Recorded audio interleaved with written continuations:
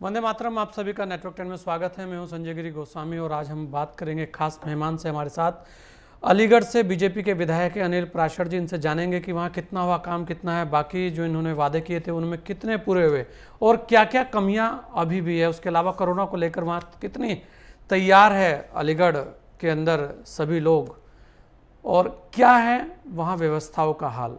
बहुत सारे सवाल हैं। अनिल प्राशर जी, आपका बहुत बहुत स्वागत है नेटवर्क 10 में। धन्यवाद। जी जी जी संजय जी। अनिल जी, क्योंकि कोरोना को लेकर हर ओर चर्चा है, हर ओर लोग डरे हुए थे और आपने भी देखा कि जो दूसरी लहर थी वो बड़े ही एकदम से सबको हैरान और परेशान कर कर गई है। हर कोई उससे डरा हुआ है और अब तीसरी लहर की ओर बात हो रही है। तो बहुत सारे सवाल हैं। अगर हम देखें आज अलीगढ़ की क्या स्थिति आपको लगती है, जो आपका विधानसभा क्षेत्र है उसके अंदर कोरोना को लेकर क्या स्थिति है? क्योंकि लगातार आप कोरोना जैसी महामारी के बीच में घूमते रहे हैं, लोगों के बीच आप अच्छे खासे लोकप्रिय हैं। क्या कहेंगे आप जी? इस बीच में आपके चैनल के माध्यम से आपको धन्यवाद देना चाहता हूँ। और नेटवर्क 10 विशेष रूप से आवाज को जनता तक पहुंचाने के लिए जिस तरह से तत्पर रहता है, उसके लिए आप सब बधाई के पात्र हैं। कोविड-19 की शुरुआत दिसंबर लास्ट में ग्लोबली क्राइसिस के रूप में शुरुआत हुई। उसके बाद मार्च अप्रैल आते आते हमारे देश में पूरी तरह से स्प्रेड होना शुरू हुआ। अलीगढ़ में भी अप्रैल लास्ट से लेकर सन 2020 में ये एक चैलेंजेबल क्राइसिस के रूप में उभरा। लेकिन फर्स्ट फेज माननीय योगी जी के नेतृत्व में, माननीय मोदी जी के आशीर्वाद से मैं समझता हूँ अलीगढ़ में जितना चैलेंज हम लोग स्वीकार कर सकते थे क्राइसिस को लेकर, कोविड-19 को लेकर, उसको बेहतर मैनेजमेंट के नाते, बेहतर सुविधाओं के नाते, बेहतर टीम वर्क के नाते हमने उसको समय रहते कंट्रोल ही नहीं किया। वरन आप देखिए, चाहे वो कैजुअलिटी हो, चाहे पेशेंट के मामले हो, हम सब उसमें बहुत अच्छी तरह से कंट्रोल स्टेज में रहे। नहीं, बिल्कुल। अगर हम देखें अनिल जी, जो ग्रामीण क्षेत्र है वहाँ स्वास्थ्य सेवाओं को लेकर क्या व्यवस्थाएं आपके द्वारा की जा रही है? क्योंकि ग्रामीण क्षेत्रों के अंदर जो स्वास्थ्य केंद्र थे उन्हें लेकर लगातार सवाल रहे थे। देखिए, मेरी विधानसभा के अंतर्गत शहरी क्षेत्र भी है और देहात भी। हम्म, देहात क्षेत्र में जो हमारी पीएससी है, सीएससी है, उस पर योगी जी के नेतृत्व में, माननीय मुख्यमंत्री जी के नेतृत्व में पूरा ध्यान शुरुआत से ही लेकर दिया गया। आज आप देख रहे होंगे, चाहे वो हमारा स्वास्थ्य केंद्र हो, चाहे प्राइमरी हेल्थ सेंटर हो, चाहे सीएससी हो, कम्युनिटी हेल्थ सेंटर हो या जिला हॉस्पिटल हो, सबको समन्वित तरीके से इस तरह से पेशेंट की क्राइसिस, पेशेंट की बीमारी कैसे मुकाबला कर सके। विशेष रूप से कोविड-19 को लेकर जो एक हम फर्स्ट स्टेज में जो इलाज दे सकते हो वो पीएससी लेवल पर, सेकंड स्टेज में इलाज दे सकते हैं वो डिस्ट्रिक्ट लेवल पर, और थर्ड स्टेज का जो इलाज दे सकते हैं वो मेडिकल लेवल पर हम देने में सक्षम है। और पूरी तरह से हम लोग इसमें खरे भी उतरे हैं अलीगढ़ के अंदर। बिल्कुल। अनिल जी, अगर बात करें तीसरी लहर की जिसकी बात हो रही है, बच्चों को प्रभावित कर सकती है ऐसा कहा जा रहा है। भगवान न करे ऐसी कोई लहर आए, लेकिन अगर आती है तो उसके लिए कितनी तैयार है आपकी विधानसभा, कितने तैयार हैं आपके अस्पताल? मैं आपको भी धन्यवाद देना चाहूंगा। पूरा देश, पूरा विश्व तीसरी लहर को लेकर चिंतित है। लेकिन मैं समझता हूँ हम सनातन धर्म के परंपरा के अनुयायी है और हमारे यहाँ सबसे पहले स्वास्थ्य को दिनचर्या के नाते शुरुआत किया इस बार। और इसमें जो आयुर्वेद की परंपरा है, अन्य जो परंपरा है, उसको लेकर बच्चों में जो संस्कार हम लोगों ने डाले हैं, बच्चों के अंदर स्वास्थ्य के प्रति जो जागरूकता हमने डाली है, उसके बाद भी अगर कहीं कोई दिक्कत आती है उसको लेकर हम, चाहे प्राथमिक स्वास्थ्य केंद्र की व्यवस्था हो, चाहे कम्युनिटी सेंटर की, हेल्थ सेंटर की व्यवस्था हो, चाहे हमारे टीकू वार्ड की स्थापना को लेकर अपनी एडवांस में जो व्यवस्था की जा रही है, हर प्राइमरी सेंटर पर, हर कम्युनिटी सेंटर पर, हर जिला डिस्ट्रिक्ट सेंटर पर हम लोग पूरी तरह से इस आने वाले चैलेंज को स्वीकार कर रहे हैं। और उस चैलेंज की व्यवस्था के लिए, उसके बेहतर निदान के लिए टीकू वार्डों की स्थापना को लेकर आप देख रहे होंगे अलीगढ़ में, चाहे कंसंट्रेटर का मसला हो, निचले स्तर पर हम सब की व्यवस्था हो। और अभी हमने 4 ग्रुप, एज ग्रुप जो माननीय मुख्यमंत्री योगी जी ने इस थर्ड फेज को लेकर बनाई थे, 0 से लेकर 2 वर्ष तक का पीरियड, 2 से लेकर 6 वर्ष तक का, 6 से लेकर 12 तक का, 12 से लेकर 18 वर्ष तक के बच्चों को जो चयन किया है हम लोगों ने। 4 तरह की दवाइयां प्रदेश में माननीय योगी जी के नेतृत्व में स्वास्थ्य विभाग के द्वारा निचले स्तर तक गांव-गांव में आने वाली थर्ड फेज के मुकाबले के लिए एडवांस में दवाइयां हम बच्चों के लिए तैयार करा रहे हैं, उसकी किटें भी तैयार करा रहे हैं, और हम हर तरह से उस थर्ड फेज की बच्चों से संबंधित बीमारियों के लिए और बच्चों नहीं बड़ों के लिए भी हम हर तरह से तैयार हैं। बिल्कुल अनिल जी, बहुत सारी जानकारी आपने दी। अगर हम बात करें आपके विधानसभा क्षेत्र की, तो शिक्षा के क्षेत्र में आपने क्या प्रयास किए वहाँ? देखिए, मैंने अपने जीवन की शुरुआत छात्र राजनीति से, राजनीतिक जीवन की शुरुआत की थी, और हम सबका एक सपना था।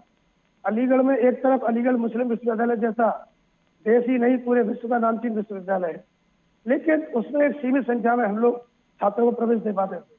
उसके लिए एक अलग विश्वविद्यालय की स्थापना की मांग हमारे छात्र जीवन के आंदोलन से थी, और मैं माननीय मुख्यमंत्री योगी जी को धन्यवाद देना चाहूंगा कि उन्होंने अलीगढ़ की महत्वता, अलीगढ़ मंडल की महत्वता को समझते हुए हमें एक राजकीय विश्वविद्यालय नहीं दिया।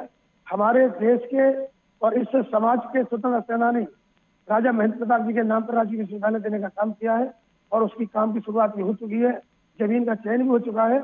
और मैं समझता हूँ हायर एजुकेशन के मामले में एक तरफ हमारा अलीगढ़ मुस्लिम विश्वविद्यालय काम करेगा, और दूसरी तरफ राजा महेंद्र प्रताप जी राजकीय विश्वविद्यालय हायर एजुकेशन के लिए काम करेगा। और आज मैं दावे के साथ कह सकता हूँ, हमारे युवाओं के भविष्य के लिए दोनों ही विश्वविद्यालय एक दूसरे से पूरक होते हुए मील के पत्थर साबित हैं। बिल्कुल अनिल जी, अगर बेटियों की बात करें तो क्या उनके लिए भी कोई व्यवस्था आपके द्वारा की जा रही है? देखिए, मेरे क्षेत्र में ऑलरेडी एक टीकाराम कन्या विद्यालय है, जिसकी लगभग 10,000 छात्राओं की यहाँ पर स्ट्रेंथ है। उसके अलावा मैंने अल्पसंख्यक समाज के कल्याण के लिए, जो हमारा एएमयू से लगा हुआ इलाका है, वहाँ पर हमने राजकीय इंटर कॉलेज का प्रस्ताव भेजा है, और मैं समझता हूँ बहुत जल्दी योगी जी के द्वारा उस प्रस्ताव को स्वीकार करके मुस्लिम और अल्पसंख्यक कल्याण के लिए, जो हमारी बेटियां पढ़ने से वंचित रहती हैं, जिनको पीछे रखने में वो समाज विश्वास रखता है, ऐसे विश्वास को तोड़ने का काम राजकीय कन्या इंटर कॉलेज वहाँ काम करेगा। और मेरे मुस्लिम समाज की बेटियों के साथ भी सभी समाज की बेटियों को यहाँ पर और अधिक अच्छी शिक्षा मिलेगी। बिल्कुल अनिल जी, पानी के क्षेत्र में भी बहुत सारे सवाल वहाँ रहे हैं, तो क्या पानी के क्षेत्र में जो पीने का पानी है उसे लेकर बहुत सारी बातें वहाँ होती है, उसे लेकर क्या प्रयास किए जा रहे हैं? देखिए, हम सब जानते हैं जल ही जीवन है, और जल ही इस समाज का भविष्य भी है। और मैं समझता हूँ हम अभी कोविड पीरियड में ऑक्सीजन जैसी क्राइसिस से भी निकले हुए हम लोग, उसकी व्यवस्था सरकार समय रहते कर रही है। आगे ऐसी दुखद स्थिति ना आए, कोविड में जिस तरह की ऑक्सीजन की समस्या रही उसको समय रहते हम लोगों ने पूरा किया है। तो आगे भविष्य के लिए हम सब लोग केवल प्रदेश में 100 ऑक्सीजन प्लांटों की स्थापना कर रहे हैं। दूसरी तरफ पानी की आने वाली क्राइसिस को देखते हुए आगे की पीढ़ियां हमको न कोसे, ऐसी चिंता करते हुए, चाहे पानी की सुविधा को लेकर वृक्षारोपण का विषय हो या जल जीवन मिशन, जो माननीय प्रधानमंत्री जी के नेतृत्व में इस प्रदेश के योगी जी के प्रयासों से हर घर नल योजना का जो महत्वाकांक्षी प्रयास किया जा रहा है, आप देख रहे होंगे बुंदेलखंड में उसका काम शुरू हो चुका है, मेरा प्रक्षेत्र में उसका काम शुरू हो चुका है। और सबसे पहले जो पानी की हमारी शहरी क्षेत्र आवश्यकताएं थी, उसके साथ देहात क्षेत्र की जो आवश्यकताएं थी, उसको समय रहते चरणबद्ध तरीके से उसको पूरा करने का प्रयास किया रहा है। हैंडपंपों के साथ साथ स्थायी जल की समस्या का निदान कैसे हो, चाहे स्मार्ट सिटी का मिशन हो या अमृत योजना का मिशन हो, अटल जल जीवन मिशन हो, ग्रामीण क्षेत्रों के तालाब हो, शहरी क्षेत्र के तालाब हो, नदियों की साफ सफाई हो, प्रतिवाही का पानी टैल तक पहुंचाने का विषय रहो, ये कुल मिलाकर सारे विषय वाटर रिचार्ज का हमारे क्षेत्र में काम भी करेंगे। तो आगे की पीढ़ियां जल के लिए बहुत ज्यादा क्राइसिस में सामना करना पड़े, इसकी चिंता माननीय योगी जी के नेतृत्व में पूरे प्रदेश के साथ साथ अलीगढ़ जनपद में की जा रही है। अभी कोई ऐसी भयंकर समस्या हमारे यहाँ नहीं है, लेकिन भविष्य की समस्या को देखते हुए और शंका को देखते हुए पूरा समुचित प्रयास, हमारा जल स्तर कैसे बढ़े, पीने का पानी कैसे शुद्ध हमारे को मिले, और पानी की पर्याप्त मात्रा हमको कैसे मिले, चाहे सिंचाई का विषय हो चाहे पेयजल का विषय हो, समुचित प्रयास इसको लेकर किए जाए। बिल्कुल अनिल जी, अगर देखा जाए तो विपक्ष के लोग ये कह रहे हैं कि आपने बहुत सारे वादे किए थे लेकिन वो पूरे नहीं हो पाए हैं, उसे लेकर बहुत सारे सवाल खड़े कर रहे हैं, क्या कहना चाहेंगे आप उन्हें लेकर? देखिए, विपक्ष को अपना जो विषय कहना चाहिए, भारतीय जनता पार्टी की योगी जी की सरकार ने 2017 से शुरुआत होने के बाद, चाहे सड़क का क्षेत्र हो, चाहे विद्युत का क्षेत्र हो, चाहे स्वास्थ्य का क्षेत्र हो, चाहे बच्चों की शिक्षा का क्षेत्र हो, चाहे बेसिक पढ़ाई हो हमारी या माध्यमिक पढ़ाई हो या ग्रेजुएशन की हायर एजुकेशन हो, चाहे मेडिकल कॉलेजों का विषय हो, आप देखिए चाहे हमारे हाईवे का विषय हो, हर क्षेत्र में सरकार ने ऐतिहासिक उपलब्धियां दर्ज की है। और विपक्ष के पास कहने को कोई मुद्दा नहीं है।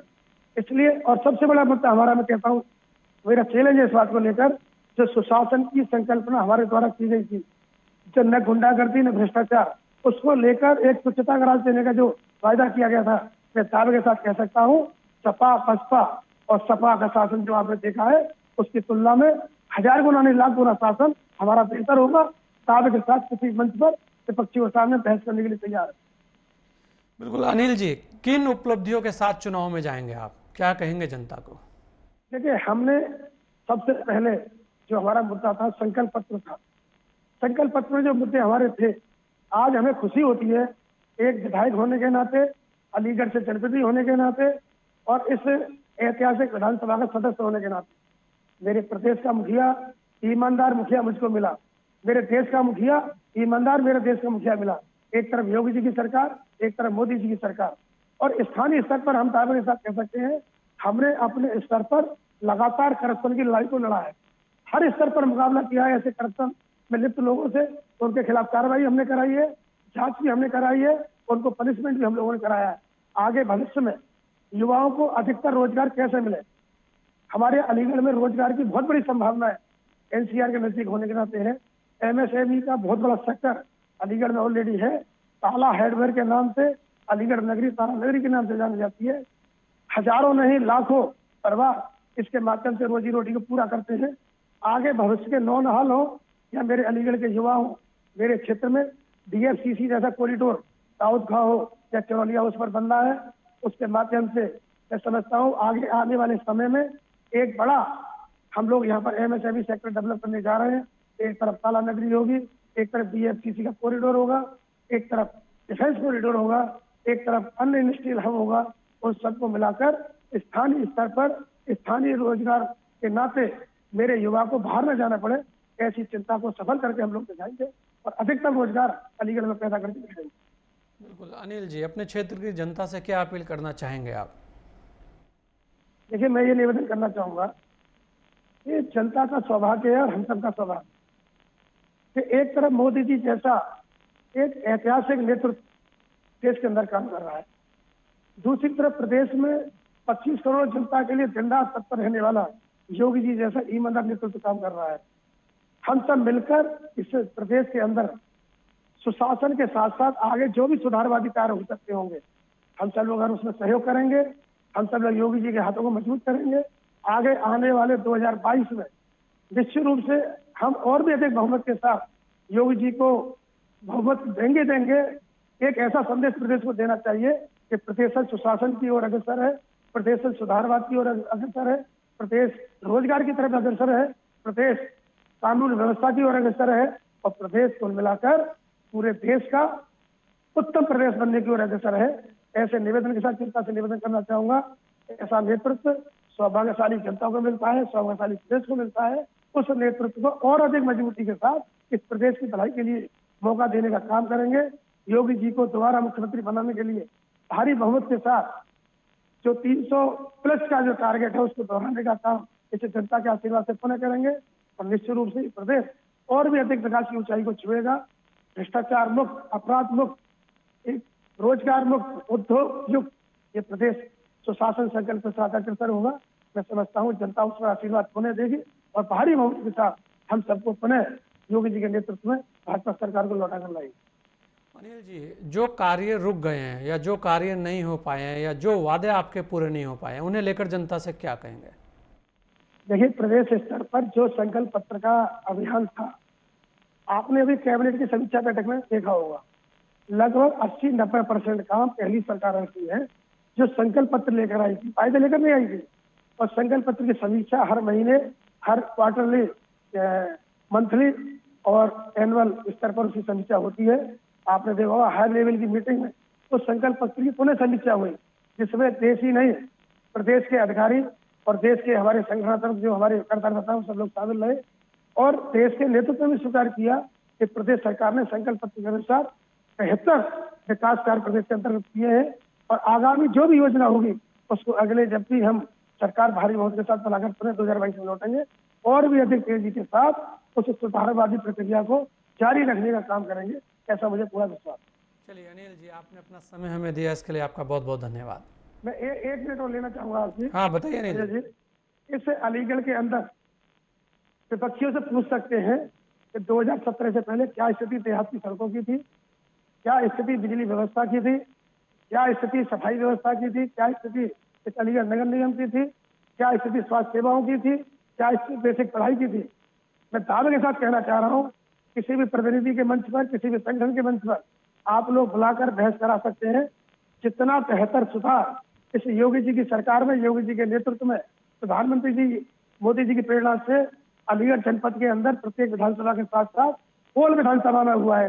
मेरा दावा है पिछले अगर 30-40 सालों में भी कोल विधानसभा के अंतर्गत ऐसे डेवलपमेंट, ऐसे विकासवादी कार्य, ऐसे सुधारवादी कार्य अगर हुए हो तो हर मंच पर उनका मुकाबला करने को तैयार हूँ। एक एक काम उनके सामने देने के लिए, प्रगति आने के लिए तैयार है। और प्रगति नहीं, उसकी भौतिक स्थिति क्या है उस काम की, उस विकास कार्य की भौतिक स्थिति क्या है, इसके लिए भी हम मुकाबला करने को तैयार है। और उसी के आधार पर विकास का एक लक्ष्य लेकर, सुशासन का एक लक्ष्य लेकर, गुंडागर्दी मिटाने का जो संकल्प हमने पूरा किया है उसको लेकर हम आगे चुनाव में आएंगे। भारी बहुमत के साथ अलीगढ़ जनपद की सभी सीटें जीतकर पुणे विधानसभा के अंदर जाएंगे और योगी जी के नेतृत्व में उन्हें बहुत भारी बहुमत की सरकार बनाएंगे। अनिल जी, अलीगढ़ की जनता ने भी आप लोगों को बहुत कुछ दिया, सांसद आपको दे दिया, विधायक सारे आपको दे दिए, तो जिम्मेदारी किसकी थी काम कराने की? आप ही लोगों की थी। और अच्छी बात है, अगर काम हुआ है तो वापसी अवश्य होगी। आपका बहुत बहुत धन्यवाद अनिल जी। धन्यवाद धन्यवाद। तो ये थे हमारे साथ बीजेपी विधायक अनिल पाराशर जी। इन्होंने बहुत कुछ कहा, बहुत सारी चीज़ें वहाँ पर गिनवाई। वर्तमान में ये भी कह रहे हैं कि कोरोना से लड़ने के लिए हमें कोविड गाइडलाइन का पालन करना है और तभी हम जीत पाएंगे। तो इस खास मुलाकात में इतना ही। दीजिए मुझे इजाज़त। जय हिंद।